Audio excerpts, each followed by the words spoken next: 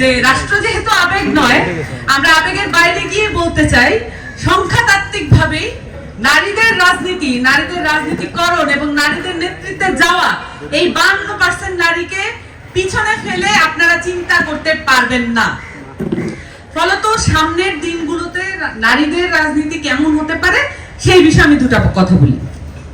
যখন ঐক্যমত্য কমিশনে তারা তাদের ম্যান পাওয়ার মাঠে মোবিলাইজ করেন, ফলত তারা যে কোনো কিছু চাইলে এটা এক্সিকিউট করতে পারেন। আমরা এমন একটা সময়ে রাজনীতি করছি যেখানে আমরা বলতে পারছি একবিংশ শতাব্দীতে দাঁড়িয়ে যে নারীদের নেতৃত্ব গ্রহণযোগ্য নয়, এবং আমরা এই রাজনীতিকে আবার অ্যাপ্রিসিয়েটও করছি। সো আমি মনে করি যে এটা যখন হয়, যে কার্যত কি হয়, যখন পলিটিক্যাল পার্টিগুলো একজন আরেকজনের সাথে সহাবস্থান এবং যোগসূত্র মেনটেনের জন্য বসেন, তখন যখন আরেকটা পলিটিক্যাল পার্টি এই ধারা যোগ করে দেন যে আপনার দলের নারী সদস্য আমাদের উক্ত মিটিং এ উপস্থিত থাকতে পারবেন না, সেই নারীর যে মর্যাদা দলের মধ্যে, এই মর্যাদা অনেকাংশে কমে আসে। এটা একটা প্র্যাকটিক্যাল প্রবলেম।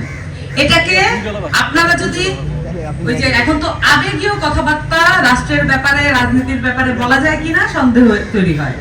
যে রাষ্ট্র যেহেতু আবেগ নয়, আমরা আবেগের বাইরে গিয়ে বলতে চাই সংখ্যাতাত্ত্বিকভাবেই নারীদের রাজনীতি, নারীদের রাজনীতিকরণ এবং নারীদের নেতৃত্বে যাওয়া এই 52% নারীকে পিছনে ফেলে আপনারা চিন্তা করতে পারবেন না। ফলত সামনের দিনগুলোতে নারীদের রাজনীতি কেমন হতে পারে সেই বিষয়ে আমি দুটো কথা বলি। শিক্ষাঙ্গনে সন্ত্রাস মুক্ত থাকা, এই জায়গা থেকে কিন্তু বিভিন্ন ধরনের গণতান্ত্রিক আন্দোলনের সূত্রপাত, এবং সেখানে শিক্ষাঙ্গন থেকেই যাতে ছাত্র রাজনীতিতে নারীরা আসতে না পারে, এটার একটা সচেতন প্রয়াস আমি দেখতে পাচ্ছি। নারীদের যে রাজনীতিকরণ, সেখানে আপনারা দেখেছেন যে পুরো ফ্যাসিজমের আমলে 2-3 জন বাদে নারীদের চেহারা কিন্তু আর দেখা যায় না। এটা অত্যন্ত কঠিন। নারীদের পরিবার পরিজন এবং তার সামাজিক যে অবস্থান, সেই অবস্থান রক্ষা করেও এই রাজনীতিতে নিজেদেরকে পার্টিসিপেট করানো এটা অনেক বেশি কঠিন হয়ে পড়ে।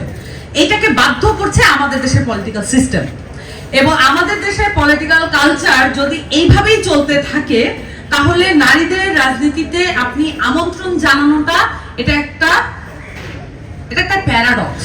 এটা এমন একটা প্যারাডক্স যে আপনি একই সাথে সমস্যা তৈরি করছেন, একই সাথে আপনি ভালো মানুষই দেখাচ্ছেন, এবং এটা একটা প্রিটেন্ড ভালো মানুষই। এই ভালো মানুষের কোনো গুরুত্ব আসলে রাষ্ট্রীয়ভাবে নেই। ফলত আমরা এখানে দেখতে পাচ্ছি আমাদের যারা সংসদ সদস্য নারী নিজের যোগ্যতায় জিতে এসেছেন বলে আমরা দাবি করছি, তাদের পিছনে একজন পুরুষ রাজনৈতিক ব্যক্তির নাম কিন্তু অগ্রাহ্য করার কোনো উপায় নেই। আমাদের এখানে অলিহাদের কন্যা, সুযোগ্য কন্যা রুবিন ফারহানা আপা, উনি ওনার যোগ্যতা দিয়ে জিতে এসেছেন বটে, কিন্তু অস্বীকার করার সুযোগ নেই তার পরিবারের যে গুডউইল, সেটা তাকে অবশ্যই সাহায্য করেছে।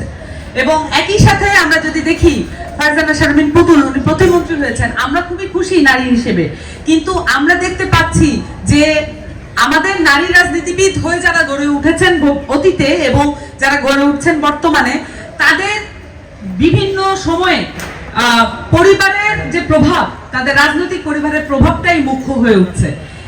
এই পরিস্থিতি চলমান থাকলে আমরা গণতান্ত্রিক প্রক্রিয়ায় নারীদের অংশগ্রহণকে ওই মাত্রায় উৎসাহ দিতে পারবো না।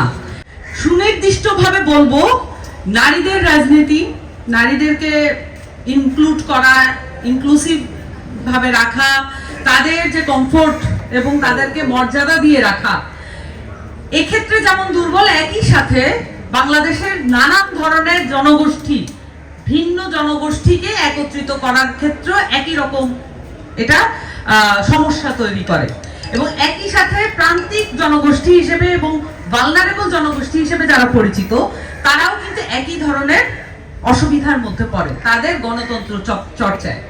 কেন এটা হয়?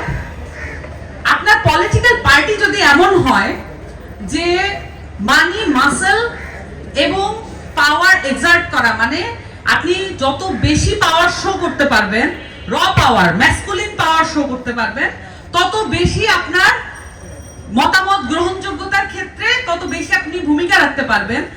সেখানে খুব অল্প সময়ের মধ্যে, মানে প্রথম অবস্থাতেই আপনি নারীদেরকে বাদ দিয়ে দিচ্ছেন। এটা কাঠামোবদ্ধভাবে, এটা ইন্টেনশনাল, এটাকে আপনি একটা কার্যকারিতার পরিপ্রেক্ষিতে এসছে এইভাবে দেখলে চলবে না।